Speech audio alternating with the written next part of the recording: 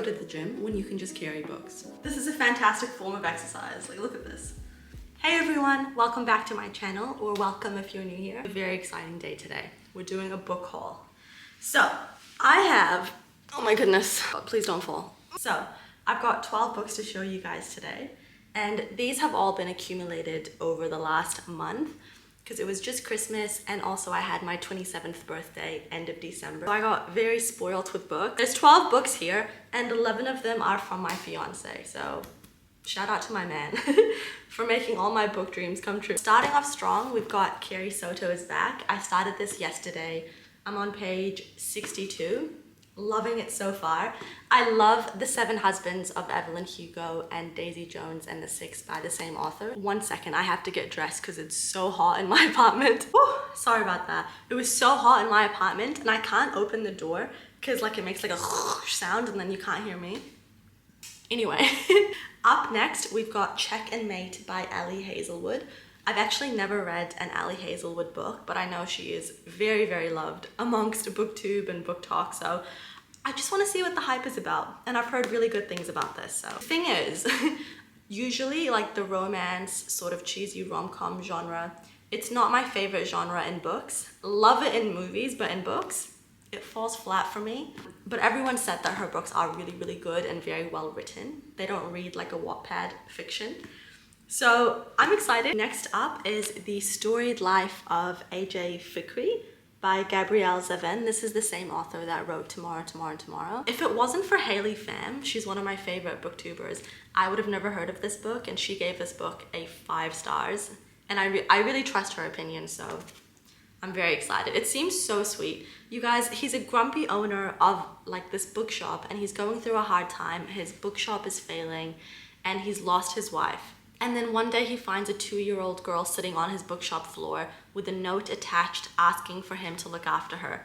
And his life has changed forever. It seems like a very sweet story about books and love. And one thing I love is I love to read books based around books.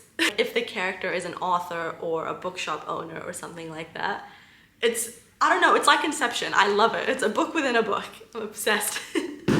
So I can't wait for that one. Up next is Tomorrow and Tomorrow and Tomorrow. So these 2 books, same author. I have heard nothing but amazing things about this book. Like everyone and their mothers is saying that it's one of the best books out, and that you shouldn't read the back of it because it just really undersells this book.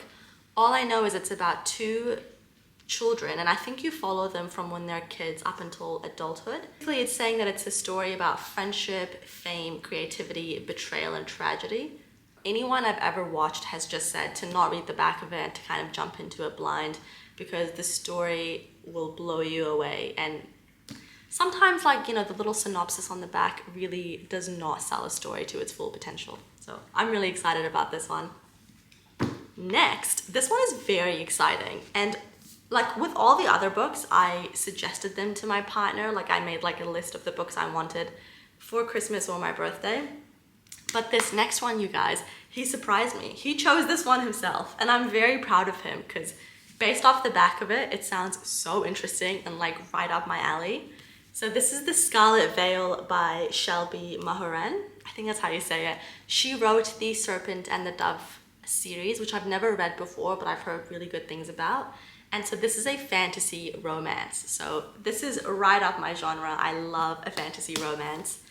And I don't know too much about it, but I saw that it had really good reviews on Goodreads. So if you've read this, please let me know. Okay, so it's saying on the back that it's seductive, steamy, and satisfying.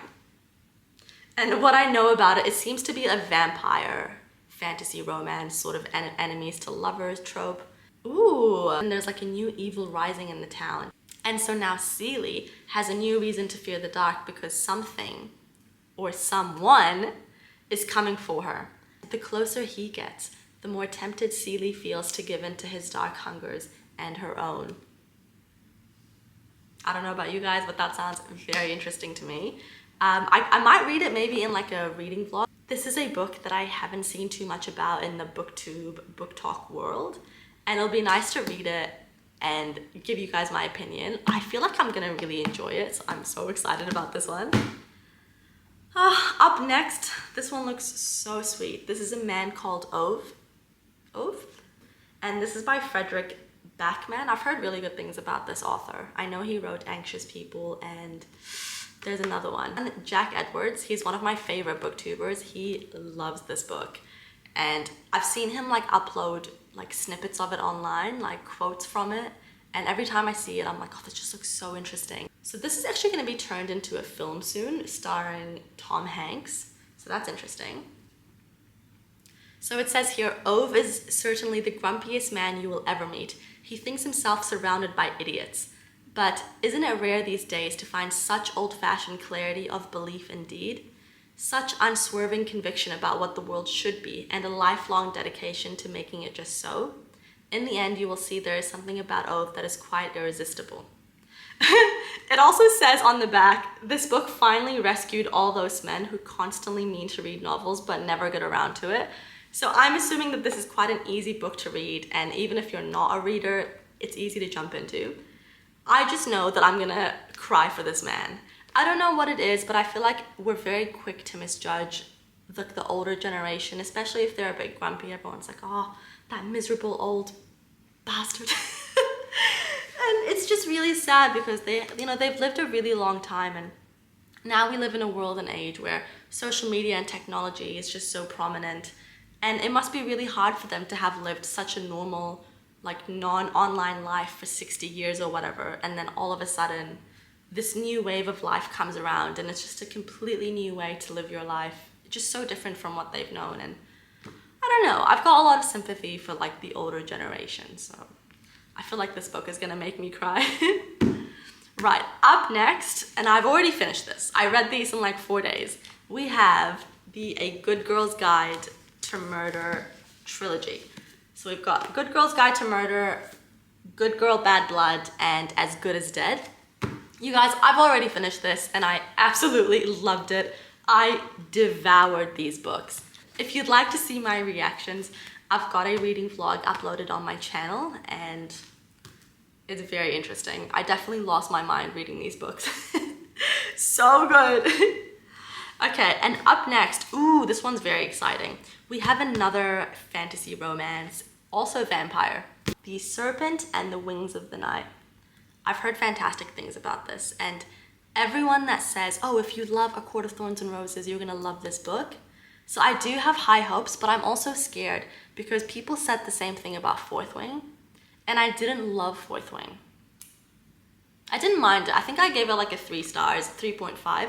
It was really good, but I had such high expectations for it, thinking I was gonna love it the same way as I do with ACOTAR, and that was just not the case. So I've learned my lesson. I'm not gonna get my hopes up too high, but I am really, really excited. And also this one says that this is like a fusion between like the Hunger Games and then also like vampires. And I love the Hunger Games, so whatever this is gonna entail, I'm excited. I definitely love some sort of competition in a book. Okay, next we have, oh my goodness, I just know I'm gonna love this one. We have Divine Rivals by Rebecca Ross. My mom read this about a month ago and she loves it. People say that this is a book that makes fantasy readers get into the romance genre, just because apparently the romance in this is so beautiful. Like, think World War I, and I believe these are like rival journalists and they write letters to each other, but from my understanding, he knows that he's writing to her, but she doesn't know that she's writing to him. So I think there's a bit of magic in this book. Like, they put the letter under like a door and then it disappears. I just know I'm gonna love this one. And also the cover is so cute. I typically don't like people on the cover, like cartoon drawings on the cover, but for some reason I make an exception for this. My camera just died as I was about to show you the last book. Could you not wait 1 more minute? Was I done talking about Divine Rivals? I think I was.